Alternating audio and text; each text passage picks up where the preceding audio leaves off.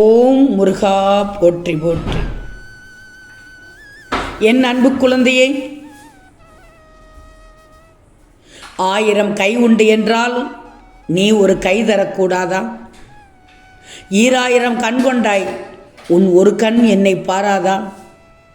உன்னில் சரணடைந்தேன் முருகா, இனி நீ கதியே, பார்த்தேனே உயிரின் வழியே. யார் கண்ணும் காணா முகமே கல்லென்று நினைத்தேன் உன்னையே. நீ யார் என்று சொன்னாய் தங்கமே. உன் முருகன் உன்னை வழி நடத்தி கொண்டிருக்கிறேன். அவசர செய்தியாக உன்னிடத்தில் பேச வந்துள்ளேன். உன் முருகன் சொல்வதை முழுவதுமாக கேள். இன்று செவ்வாய், முருகனை காலையிலிருந்தே வழிபட்டு விட்டாய். இப்போது சொல்கிறேன் கேள். ஒரு நெய் தீபமோ அல்லது நல்லெண்ணெய் தீபமோ ஏற்றி தீபத்தின் முன் உட்கார்ந்து ஓம் முருகா என்றோ, ஓம் சரவணபவ என்றோ, ஓம் முருகப்பெருமான் திருவடிகள் போற்றி என்றோ, ஓம் சரவண ஜோதியே நமோ நமகோ என்றோ முருகப்பெருமானின் நாமங்களில் மனம் உருகி பூஜித்தால் உனக்கு நல்லது நடக்கும். நிச்சயமாக முருகனுடைய ஆசீர்வாதம் உனக்கு நிச்சயம் உண்டு. தங்கமே, இப்போது உனக்கு திறந்த கதவுகள் இல்லாத மாதிரி இருக்கலாம். ஆனால் நீதான் ஒரு கதவவே மாறாகவே பிறந்த பெண். உன்னை தள்ளி போட்ட வாழ்க்கையே நாளைக்கு உன்னை உயர்த்தப் போகிறது. நீ மட்டும் நின்று சிரித்து பார்த்து கொண்டே இரு. நான் உன்னை பிடிக்கிற கையில் ரகசியமாக வெற்றி இருக்கிறது. தங்கமே, யானைக்கு கரும்பு தோட்டமே தேவைப்படுகிறது, எறும்புக்கு சக்கையே போதுமானதாக இருக்கிறது. தோட்டம் கிடைக்கும் போது யானையாக இருந்துக்கோ, சக்கை கிடைக்கும் போது எறும்பாய் இருந்துக்கோ. வாழ்க்கையில் திருப்தி இல்லை என்ற பேச்சுக்கே இடம் இருக்காது. செய்ய முடியாதவன் போதித்து கொண்டே இருக்கிறான், செய்ய முடிந்தவன் சாதித்து கொண்டே இருக்கிறான். நீ துணிந்து செயல்படு, அதிகம் கற்றுக்கோ. உன் நம்பிக்கையும் விசுவாசமும் உனக்கானதை திறந்து வைத்து விடுமேன். எத்தனை பிறவிகள் எடுத்தாலும் நன்றாக இருப்பாய். நீ வாழ்க்கையில் முன்னேறித்தான் செல்லப் போகிறாய், பின்தங்க மாட்டாய். குழம்பாமல் இரு. யாருக்காகவும் உன்னை மாற்றிக்கொள்ள வேண்டாம்.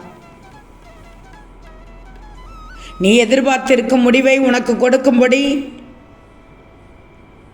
நான் உன்னை நினைத்து வைத்திருக்கிறேன்.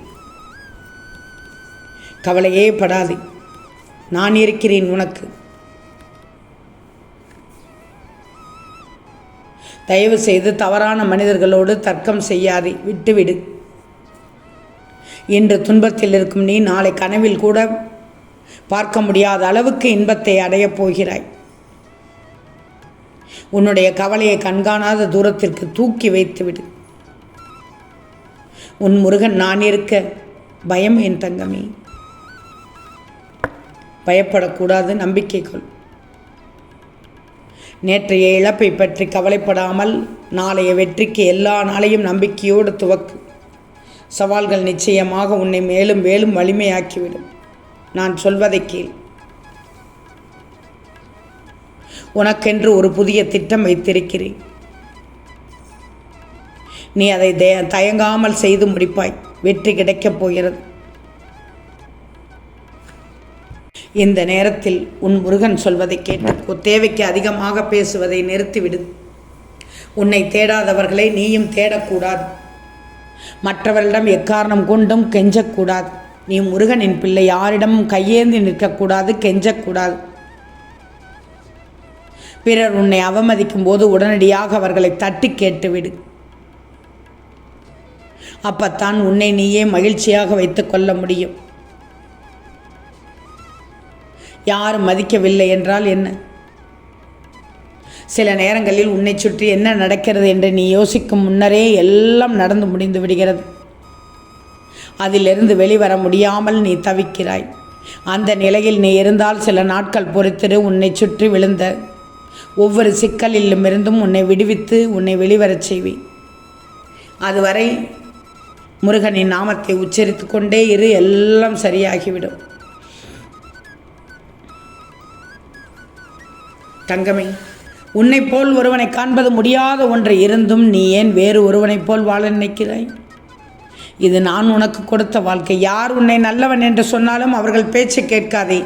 யார் உன்னை குறை சொல்கிறார்களோ அவர்கள் சொல்வதை கேள். அதுவே உன்னை செதுக்கும். உண்மை தங்கமே. ஒரு பிரச்சனைக்காக இன்று என்னிடம் வந்துள்ளாய். கவலைப்படாதே. இன்று செவ்வாயில் உன் பிரச்சனையை தீர்க்க திருச்செந்தூர் முருகன் ஏதாவது ஒரு ரூபத்தில் வருவேன். நம்பினால் தங்கமே, நம்பினால் மட்டும் ஓம் முருகா என்று ஒரு முறை பதிவிடு. இழந்தது எதுவானாலும் முருகன் தருவதற்கு ஈடாகாது.